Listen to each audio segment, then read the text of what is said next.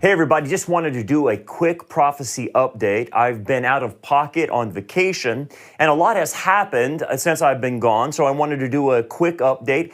I'm probably going to tackle a number of these issues that I'm going to mention today in the upcoming weeks, but I need a little bit more time to do some research and get all my facts in order. But I wanted to do a quick overview of how insane and demonic things are becoming in this world. The first thing I want to tackle, and I've tackled this in some of my sermons, but if you haven't listened to some of my sermons, we obviously saw the assassination attempt on Donald Trump, and that blew me out of the water. This is crazy. This is insane what we saw. And obviously this was a moment where we saw a miracle. That those bullets, that just one of them glazed his ear, and the shooter shot, I don't know how many bullets, 7 to 8 bullets at him and missed, thank God. That's a flat out miracle. Now, the question then you and I have is, what's the purpose of this miracle? Well, we don't know yet. It definitely was a miracle. God saved his life. There's no doubt about that. You can see the providence of God in that in that event. Okay, the question then remains, what are the implications? What is the messaging from seeing a providential miracle?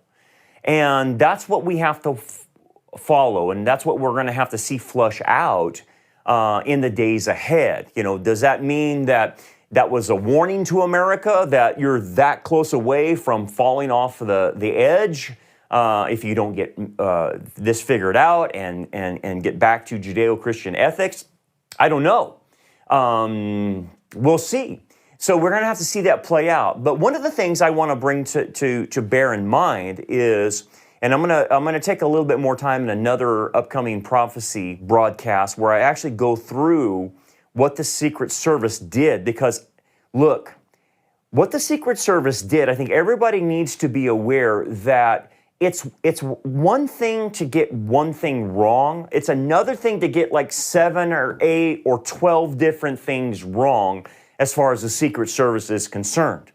And not to be conspiratorial, but when you see this lapse in the Secret Service at this magnitude, it tells all of us that something was allowed to happen, okay? This guy should never been on the roof. This guy was seen, he was flying a drone, he was seen at Home Depot buying the ladder, then the ladder disappeared, and then we have a bike with bombs in it, and we don't hear anything about that.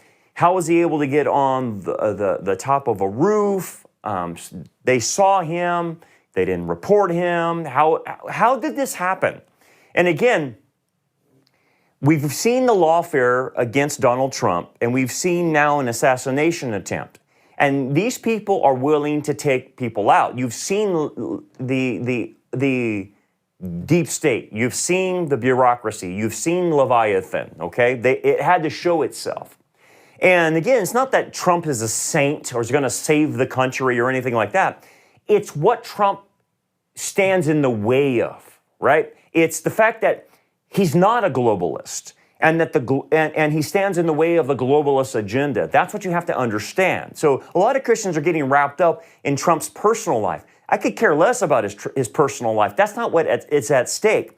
What's at stake is his policies if he gets in there as a president and to stop the globalist agenda. That's what they're working towards on him. And so we need to flush that out. But I want to take some more time and talk about this assassination attempt, because I think they regretted that the shooter missed, and I think they're going to try it again.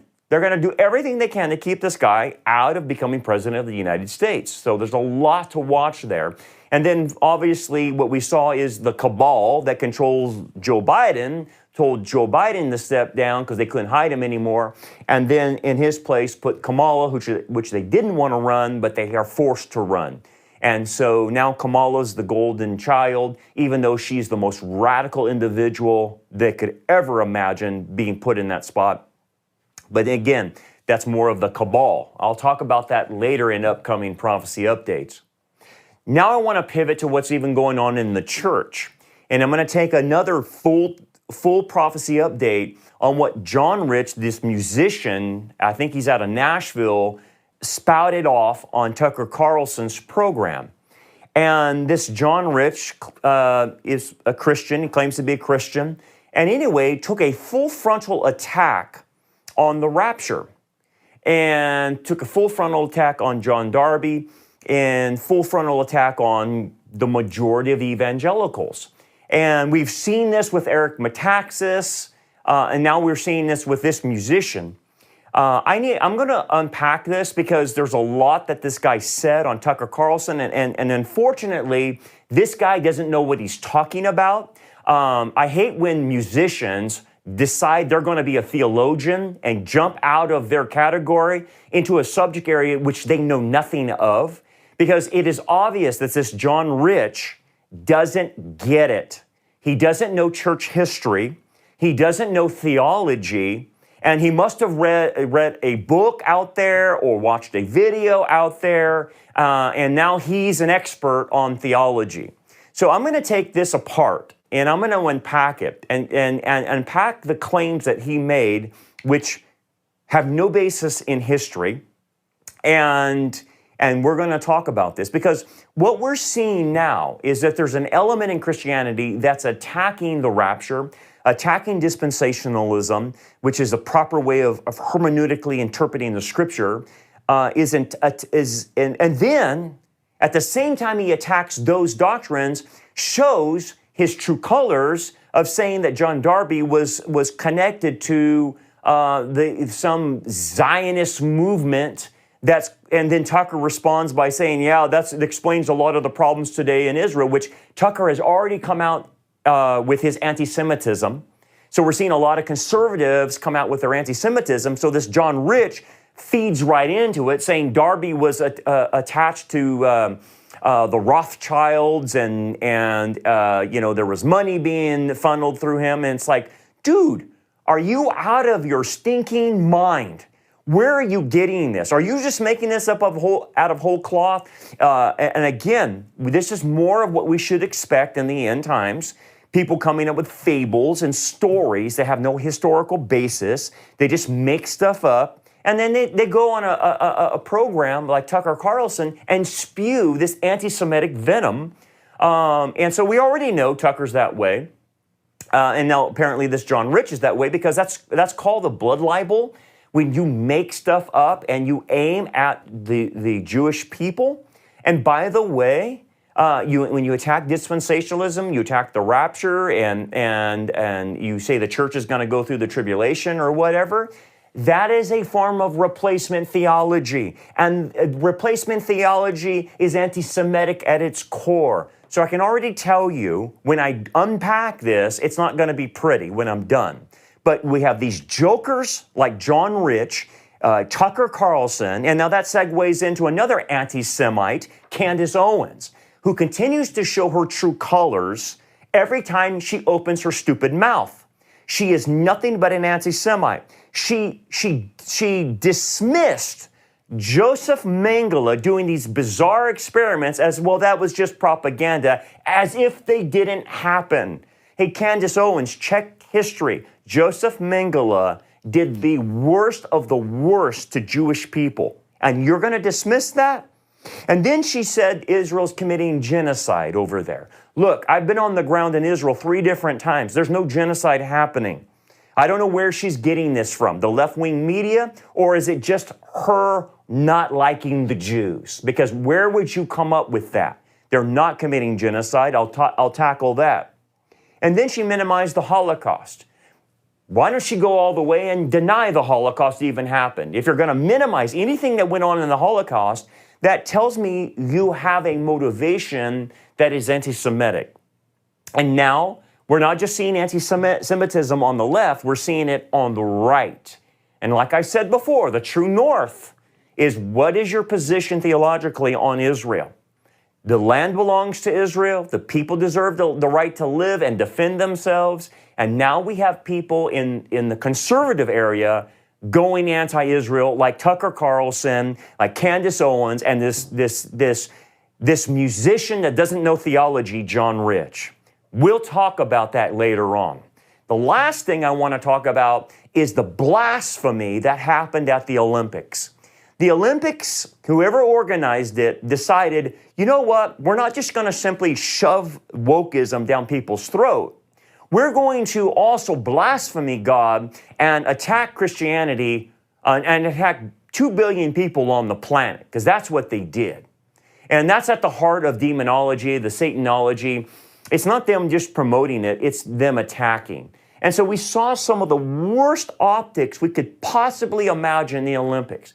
The video that they played at the Olympics to promote the Olympics wasn't some dude jumping a high jump or some Olympic gymnast over here or someone doing the pole vault. No, it was 3 gay guys having a threesome. That's how they advertise the Olympics, okay? It's off the chart crazy.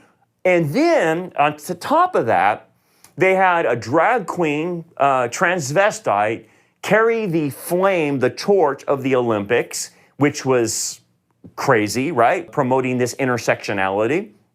On top of that, they had an attack on Christianity on Da Vinci's Last Supper. You know what that famous picture looks like.